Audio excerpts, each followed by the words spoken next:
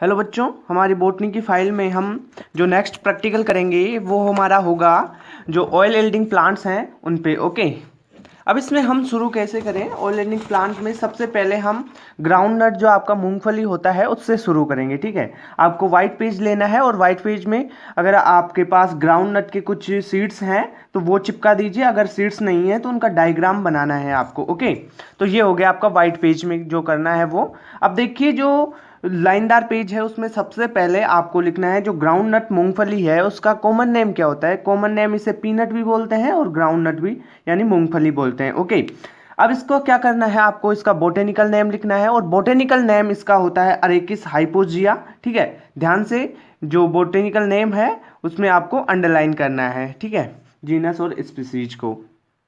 अब आती है इसकी फैमिली की बात, तो ये जो लेगुमिनेसी फैमिली है या फैबेसी फैमिली है उससे बिलोंग करता है।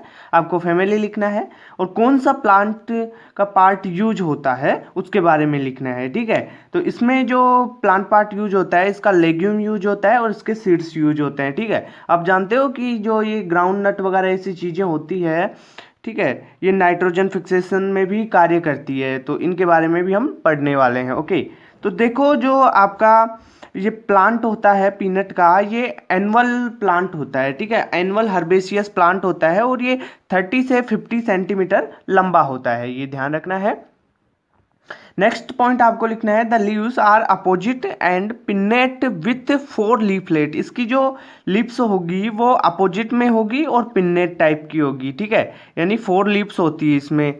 ठीक है, अगर आपको अपोजिट और पिन्नेट का मतलब पता नहीं है तो प्लेलिस्ट में जाके सर्च कीजिए सीपी शर्मा क्लासेस और वहाँ पे आपको एक लेक्चर मिल जाएगा अपोजिट और पिन्नेट पे। ओके, नेक्स्ट में आपको इसके इंपॉर्टेंस लिखने हैं। पहला जो ग्राउंड नट का इंपॉर्टेंस क्या होता है भाई, जो ग्राउंड नट है मूंगफली है उसका ऑयल हम यूज करते हैं खाने में, तो पहला तो ये एडिबल ऑयल देता है हमारे को। ठीक है, दूसरा वेजिटेबल घी, जो मूंगफली का तेल हो गया ये ऑयल होता है जो आपके ग्राउंड नट का, उसका अगर हाइड्रोजिनेशन करवा दिया जाए, ठीक है, अगर इसका हाइड्रोजिनेशन करवा दें तो हमारे पास वेजिटेबल घी बन जाता है। ठीक है, ऑयल लेक, जो इसका ऑयल लेक होता है यानी तेल निकाल लिया उसके बाद में जो बचा हुआ मैटर रहता है ना बीजों का, उसे हम क्या कहते हैं, ऑयल लेक। ओके, जिसका जो ऑयल लेक होता है उसमें 6 से 8% नाइट्रोजन, 1 से 2% फास्फोरस और 1.5 पोटेशियम होता है। ठीक है,